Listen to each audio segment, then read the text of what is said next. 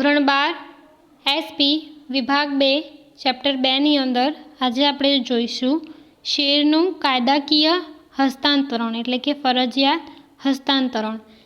જ્યારે આપણે કાયદા અન્વયે એટલે કાયદાને અનુસરીને ફરજિયાત રીતે શેરનો માલિકી હક બદલાય એટલે કે શેરની ફેરબદલી માલિકી હક રીતે બદલાય ત્યારે તેને કાયદાકીય હસ્તાંતરણ કહેવામાં આવે છે। એકવાર ફરીથી જ્યારે કાયદા અન્વયે ફરજિયાત રીતે શેરનો માલિકી હક બદલાય ત્યારે તેને કાયદાકીય હસ્તાંતરણ કહેવામાં આવે છે। એટલે કાયદાકીય હસ્તાંતરણ આપણે ક્યારે થાય તો જ્યારે કોઈ પણ શેરધારક હોય તેનું મૃત્યુ થાય, બરાબર, કાં તો અદાલત તેને નાદાર જાહેર કરે, બરાબર, કાં તો અદાલત અસ્થિર મગજનો જે છે વ્યક્તિને જાહેર કરે ત્યારે।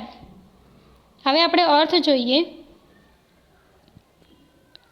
જ્યારે શેરની માલિકી હકની ફેરબદલી આપોઆપ થાય ત્યારે તેને ફરજિયાત એટલે કે કાયદાકીય હસ્તાંતરણ કહેવામાં આવે છે।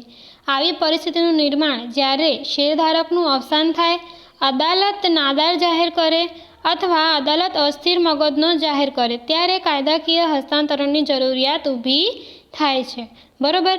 હવે શેરના કાયદાકીય હસ્તાંતરણના આપણે સંજોગો જોઈએ। એમાં પહેલું, શેર હોલ્ડર્સે વસીહતનામું ન કર્યું હોય અને કાયદાસર જે છે એ વારસદાર જે છે તે હોય છે, એટલે વારસદારમાં તેનું નામ નોંધાયેલું હોય તે સ્વરૂપે। કેટલીક વાર શેરધારકે વસીહતનામું ન બનાવ્યું હોય તો તેનું અવસાન થાય ત્યારે કાયદેસર વારસદારને વારસા પ્રમાણપત્રના આધારે કાયદાકીય જે છે શેર હસ્તાંતરણ જે છે એ કરવામાં આવે છે। બીજું આપણે જોઈએ તો શેર હોલ્ડર્સ જે છે વસીહતનામું ન કર્યું હોય અને વારસદાર ન હોય, એટલે વારસદાર ન હોય ત્યારે, એટલે ઘણી વખત એવું પણ બને છે કે શેર હોલ્ડરે વસીહતનામું તૈયાર પણ નથી કરેલું હોતું અને તેનો વારસદાર પણ ના હોય તો તેનું મૃત્યુ થાય તો તેવા સંજોગોમાં શું કરવું પડે છે કે તેના શેરનો જે વહીવટી કરતા જે હોય છે તે અદાલત વહીવટદારની નિમણૂક કરે છે, એટલે રિસીવરની નિમણૂક કરે છે ત્યારે વહીવટદારને જે છે એ શેરનો લેવડ દેવડ કરવાનો હક મળે છે। આગળ જોઈએ તો શેરધારક નાદાર જાહેર થાય ત્યારે, એટલે કે શેરધારકને અદાલત જે છે નાદાર જાહેર કરે ત્યારે અદાલત રિસીવરની નિમણૂક કરે છે તો નાદાર થયેલ વ્યક્તિના જે શેર આવા રિસીવરના નામે જે છે ફેરબદલી થાય છે। એટલે આ માટે રિસીવરે જે છે એ અદાલતનો નિમણૂક પત્ર જે છે ક્યાં રજૂ કરવો પડે છે? કંપની સમક્ષ જે છે એ રજૂ કરવો પડે છે।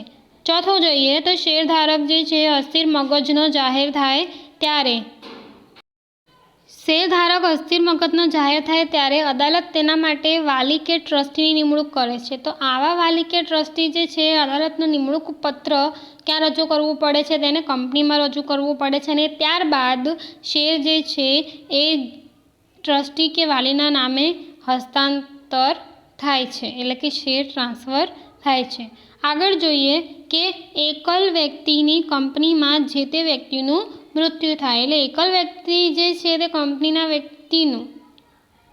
કંપનીમાં વ્યક્તિનું મૃત્યુ થતાં જે તે વ્યક્તિને વારસદાર બનાવ્યો હોય તેની ઓળખ કરીને કંપની મૃત્યુ પામનારના શેર જે છે એ વારસદારને હસ્તાંતર કરે છે, એટલે તેને સોંપે છે તો શેર ઉપર જે છે મળવાપાત્ર ડિવિડન્ડ કે અન્ય લાભ કે પછી જે કાયદેસરને પ્રતિનિધિ હોય તેને મળે છે। તો આવો પ્રતિનિધિ જે છે કંપનીની આયોજિત સભામાં ભાગ લઈ શકતો નથી તો તે શેરધારકને મળતા હક જે છે એ ઉપભોગ કરી શકાતો નથી, એટલે તેને આ હક આપવામાં આવતા નથી, એટલે વોટિંગ કરવાનો હક તે ધરાવતો નથી। શેરની ફરજિયાત ફેરબદલીની વિધિ આપણે જોઈ લઈએ તો કંપનીને જાણ કરવી, એમાં પહેલું છે તો અવસાન અંગે જાણ। તો શેરધારકનું અવસાન થતાં તેના વારસદારે કે જે કાયદેસરના પ્રતિનિધિ હોય તેને સભ્યના અવસાનની જે છે જાણ કોને કરવી પડે છે? કંપનીને કરવી પડે છે।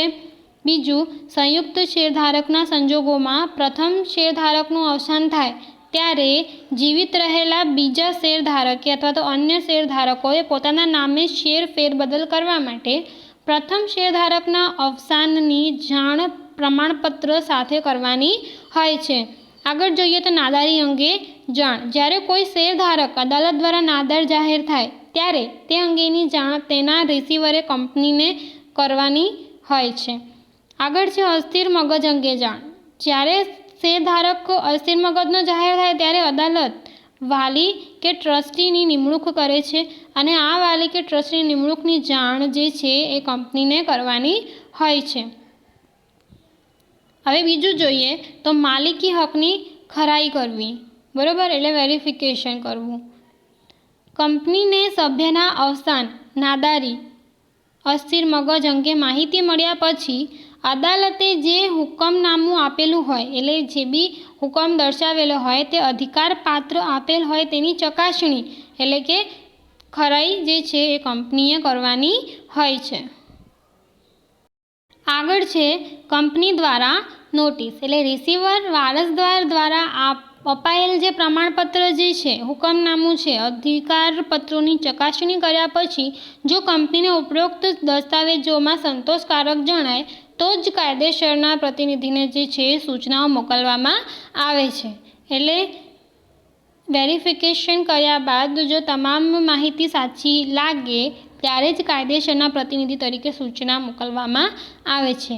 આગળ જોઈએ સંચાલક મંડળનો ઠરાવ. એટલે નોટિસનો જવાબ મળ્યા પછી કંપની જે છે કાયદેસરના પ્રતિનિધિના નામે એટલે જે બી નામ ધરાવતું હોય ત્યારબાદનો હક ધરાવતો હોય તેના નામે શેર ફેરબદલીનો ઠરાવ જે છે એ કરે છે અને આ ઠરાવ કર્યા બાદ શેર ફેરબદલી જે છે એ પત્રકમાં જરૂરી નોંધ કરવામાં આવે છે. એટલે ઠરાવ કર્યા બાદ જ જે છે શેર ફેરબદલી પત્રકમાં તેનું નોંધ જે છે ઉમેરવામાં આવશે.